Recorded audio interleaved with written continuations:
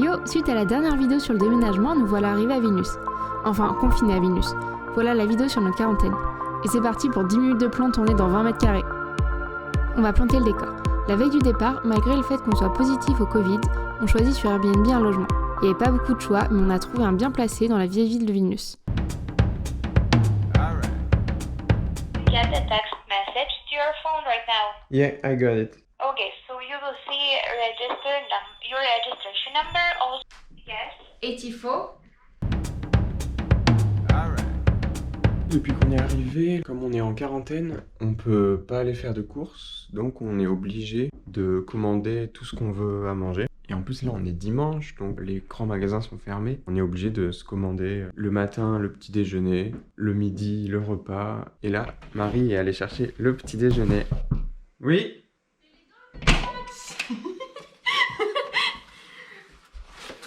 Tout. Oh. C'est notre premier repas ici. On a fait des courses aujourd'hui, on est dimanche. Et on les a reçus 3-4 heures après. Super efficace. Et du coup, Tom, il nous a fait des pâtes. Franchement, c'est trop bien. Enfin, déjà, c'est pas cher. Et surtout, on retrouve tous nos produits de d'habitude. J'ai envie de faire une pub, là. Je pensais avoir acheté un pot de 500 grammes de sauce tomate et c'était 500 grammes de ketchup. La bolognaise vegan et à base de ketchup. Mon cœur, qu'est-ce que t'as découvert? Montre-nous! Non mais j'étais en train d'étendre des trucs partout sur n'importe quoi là et puis je m'accroche à ça. Enfin, genre, Pourquoi tu t'accroches à ça? Mais je vais voir si je peux étendre un truc ici et puis en fait c'est genre... Et tu l'accroches où? Et on est en étendoir. Je me suis pris, oui. Par contre il a marqué plein d'infos sur sa fiche. Il Ouais, aurait pu dire. marquer tirer sur le truc bizarre blanc pour pouvoir... Parce que là, une petite lettre explicative. Voilà. Et il nous parle pas de son étendoir what the fuck qui genre sort du plafond.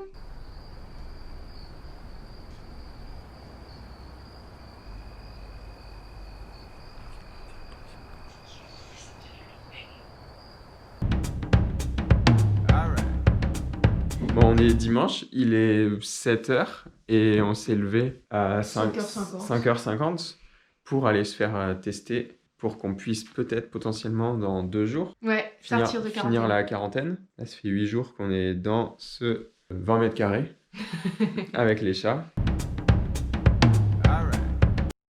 Comment ça s'est passé le test? Pas très bonne ambiance, hein.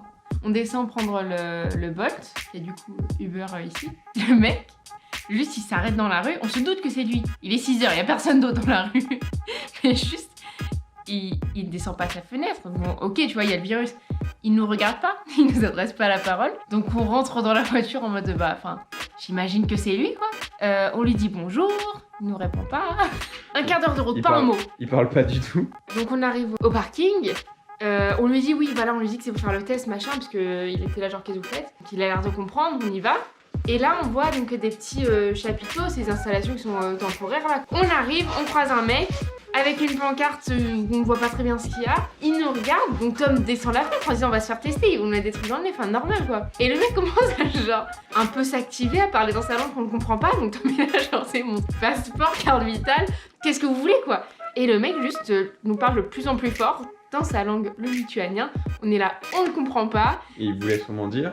Fermez la fenêtre. Et en fait, juste au bout d'un moment, quand même, il fait genre à faire genre ça. Et là, le taximan nous fait ses premiers mots et il dit close your window. Close your window. Aucune âme dedans, enfin vraiment le mec est vide quoi. Le mec on n'a pas très compris ce qu'il voulait parce que du coup il demande à Tom de lui montrer des trucs. Mais franchement on a l'impression qu'il se foutait de notre gueule, enfin genre il a genre reste comme ça avec le passeport et le téléphone sur la vitre pendant une demi-heure. Et ensuite on est allé et la dame était beaucoup plus gentille après. Un truc dans la bouche, check narine, et elle a dit au revoir. Je recommande pas 100% l'expérience.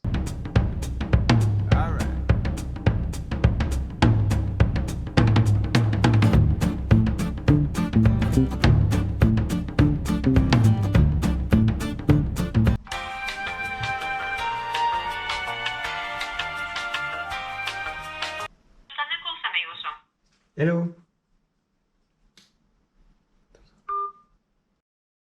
On est au 11e jour de quarantaine. Pas du tout, c'est le 10e. Et le moral des troupes est au plus bas. J'ai beaucoup trop de travail. Je sais pas comment gérer ça.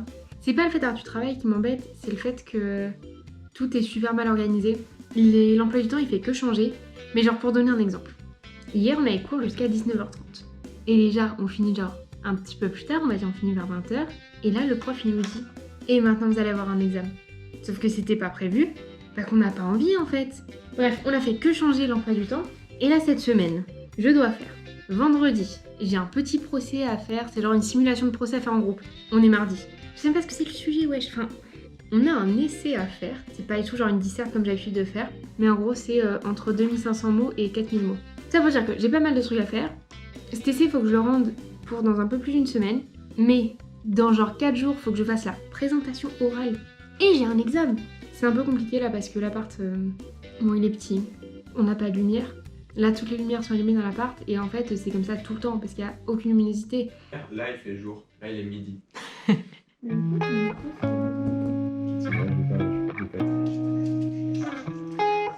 War initially between the sheriff's they actually sent to C'est bon, stop, c'est bon. On est jeudi 22, donc on est 12e jour de quarantaine et donc 12e jour à Vilnius. J'ai passé mon jour le plus compliqué d'un point de vue moral. Ça me dérange de me plaindre du confinement et de tout ça parce que je trouve que ce serait gonflé de ma part dans la mesure où je ne suis pas confinée seule, j'ai mon amoureux, donc forcément je ne m'ennuie jamais, j'ai des repères, mais on est dans 20 mètres carrés et on voit pas beaucoup la lumière. Juste ça commence à être compliqué un petit peu d'être dans cet appart. Mais demain donc j'ai un projet de groupe à présenter. C'est même plus que ça me stresse, c'est que genre franchement ça me paralyse quoi, enfin, mais ça va aller. J'espère que demain, après, je vais reprendre la caméra et je vais dire putain franchement c'était le feu, ça s'est trop bien passé. J'ai hâte d'être demain soir, sans transition.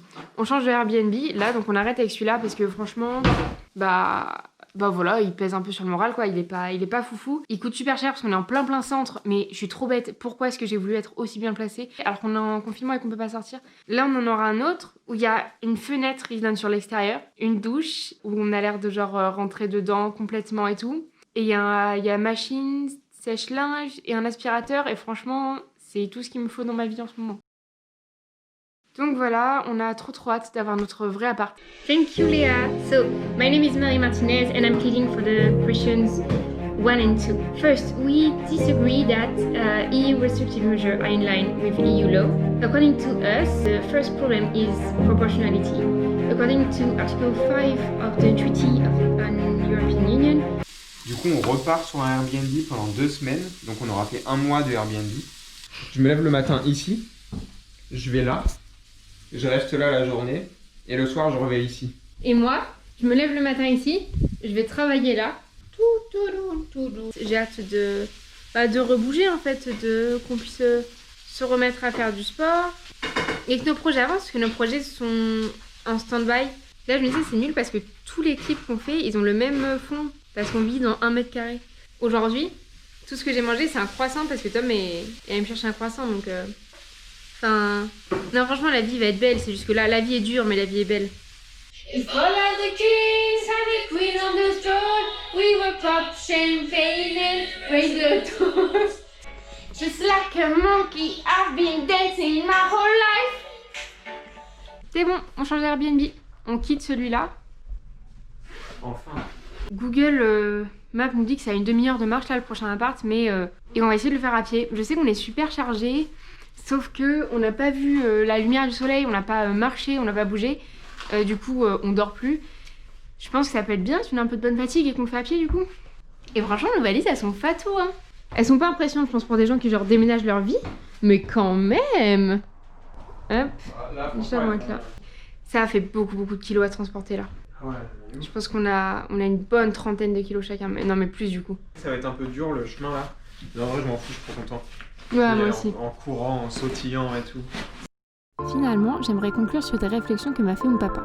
J'ai tendance à beaucoup me plaindre, à me dire que tout ce que j'ai fait hier est acquis et que demain sera une montagne de travail et d'épreuves. Mais la vérité, c'est qu'hier c'était déjà une épreuve et que demain est déjà acquis parce qu'on gère toujours tout. Papa me dit qu'il fallait que je prenne conscience de ce qu'on a accompli et je pense qu'on peut en être fier. Comme Tom dit, on aura toujours beaucoup de choses sur notre plateau, mais c'est pas grave parce qu'on a l'habitude de bien manger. C'est très imagé et surtout cette expression n'existe pas, mais c'est la façon qu'a Tom de dire qu'en fait, we get shit done. Et pour savoir de quelle montagne on parle, tu verras ça dans les prochaines vidéos. I would have stayed at home, 'cause I was doing better alone. But when you said hello, I knew that was the end of it.